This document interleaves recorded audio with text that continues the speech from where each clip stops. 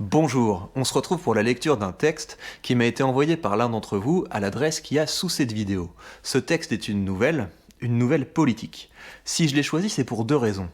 La première raison, c'est que ça va nourrir votre réflexion sur les rapports entre littérature et politique. Pourquoi est-ce que vous avez intérêt à développer votre sens littéraire si vous avez une cause à défendre?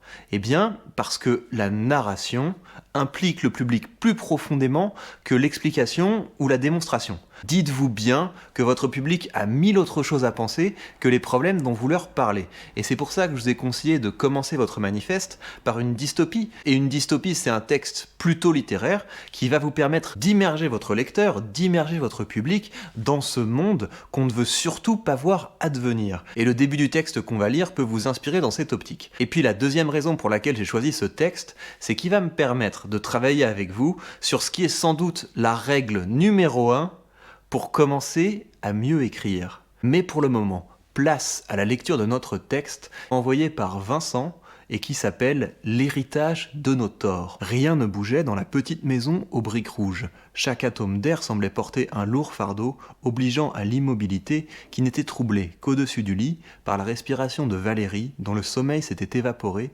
depuis déjà plus d'une heure. Pour ne pas amplifier le problème, il essayait de ne pas s'énerver et de retenir ses injures contre la chaleur accablante qui avait réussi à se déverser comme une coulée de lave jusque dans les moindres interstices de sa maison, habituellement protégée par la dense forêt qui l'entourait. Valérie avait choisi cette maisonnette de 3 pièces précisément pour la protection que lui apportait cette épaisse couche de vie contre les constructions mortifères de ses semblables. Il appréciait la musique réconfortante de son silence, rempli de nuances et d'innocence.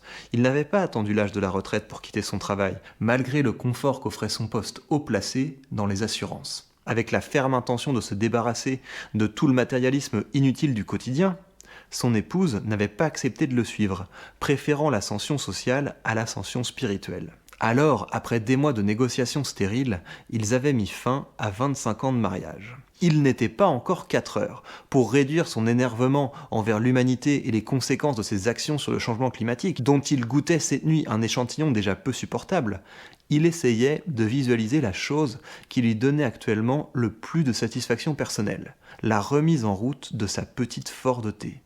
Celle-ci se transmettait de père en fils depuis 3 générations. Il comptait bien la remettre en parfait état de marche pour l'offrir à sa fille unique quand le temps serait venu. Il était amoureux de l'authenticité de chaque rouage de son moteur, de la vie qui jaillissait gaiement quand apparaissait l'étincelle, transformant le silence en joyeuse pétarade.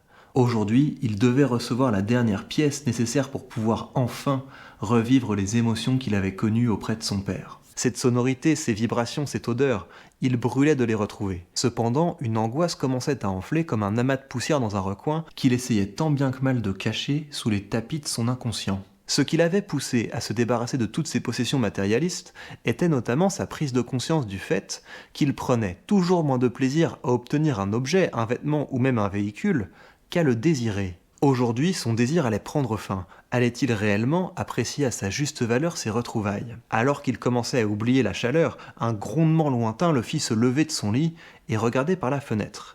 Il n'y vit rien d'inhabituel, mais le bruit semblait se rapprocher. Dans un vertige, il devina le visage du monstre qui poussait ce hurlement rocailleux. Une voiture se gara au pied de la maison, alors que Valérie tentait de remettre de l'ordre dans ses idées. « Papa !» cria la jeune femme paniquée en sortant de la voiture. « Louise ?» répondit-il par la fenêtre. « Que se passe-t-il » Il sortit rejoindre sa fille et son gendre.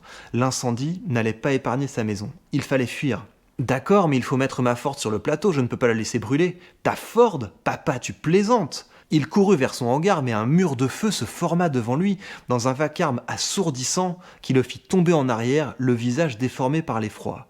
Louise et son époux l'attrapèrent et le déposèrent à l'arrière de la voiture. Il ne protesta pas, comprenant qu'il n'y avait rien d'autre à faire. Valérie se retrouvait donc assignée à résidence entre un salon de coiffure et une zone commerciale dans la vaste demeure de sa fille. Il y restait mutique depuis plusieurs jours, partagé entre la certitude de devoir sa survie à sa fille et le doute de réellement vouloir cette vie sans la seule chose à laquelle il tenait réellement, le seul objet qui lui procurait de profondes émotions. Assis à la table de la cuisine climatisée, il observait d'un œil sombre sa fille voguer d'un appareil électronique à l'autre, tout en souriant à son téléphone portable, le dos voûté avec en fond sonore d'idiotes publicités télévisuelles. Après être un peu monté en pression devant l'absence de gratitude, le gendre explosa. Vous n'êtes pas content parce qu'on vous a sauvé la vie, c'est ça? On a risqué notre peau et c'est comme ça que vous nous remerciez, en jouant la victime?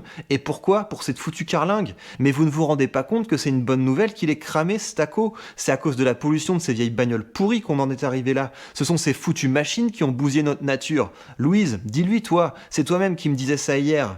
Louise rougit et balbutia quelques mots inaudibles. Valérie se leva et prit le temps de jeter un regard froid sur les étagères remplies d'objets de décoration en plastique, sur la télévision, sur le grille-pain, le micro-ondes, la machine à café et ses capsules métalliques, les rouleaux de papier absorbant, le lave-vaisselle, les pots décoratifs vides, les cartons de livraison éventrés, les horloges murales, l'ensemble de mobilier scandinave, les lustres et multiples lampes à pied, le coin lecture que personne n'utilisait.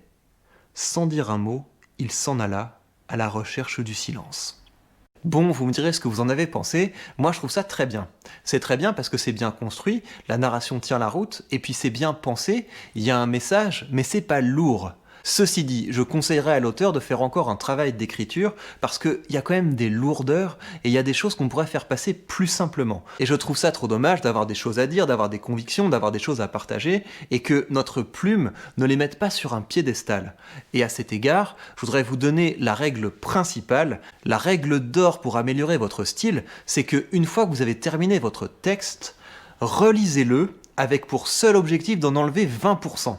Alors pourquoi est-ce qu'il faut faire comme ça? Eh bien parce que si vous avez cet objectif de réduire votre texte de 20%, vous allez à chaque fois vous demander mais finalement, ça, est-ce que j'ai besoin de le dire comme ça? Est-ce que ça, j'en ai vraiment besoin? Est-ce que ça fait doublon avec ça?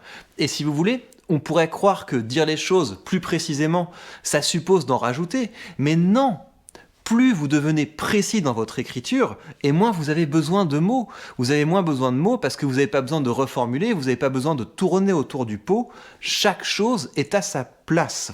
Donc quand vous vous relisez, fixez-vous pour objectif d'en enlever 20%, vous aurez une écriture plus assurée, plus précise, ce sera plus digeste pour le lecteur, et puis surtout vous serez plus convaincant, parce que si vous avez enlevé tous les doublons, toutes les imprécisions, eh bien vous aurez l'air de savoir ce que vous dites, et donc on pensera que vous savez ce que vous faites. Pour vous montrer ce que ça donne, j'ai réécrit le début de ce texte avec cet objectif d'en enlever 20%. Et je vais vous le lire. Rien ne bougeait dans la petite maison aux briques rouges. Chaque atome d'air portait un lourd fardeau et Valérie n'arrivait plus à dormir.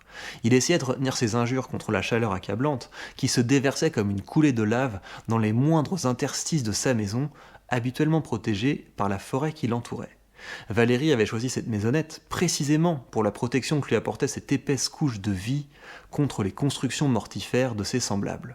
Il appréciait son silence rempli d'innocence. Il n'avait pas attendu la retraite pour quitter son travail, malgré le confort qu'offrait son poste d'assureur. Quand il avait pris cette décision, 1 an plus tôt, pour se débarrasser du matérialisme inutile du quotidien, son épouse n'avait pas accepté de le suivre, préférant l'ascension sociale à l'ascension spirituelle. Après des mois de négociations stériles, ils avaient mis fin à 25 ans de mariage. Vous voyez qu'on garde les mêmes idées, on garde la même ambiance, mais c'est plus fluide. Vos idées méritent d'être défendues par la langue la plus affûtée. Travaillez votre style.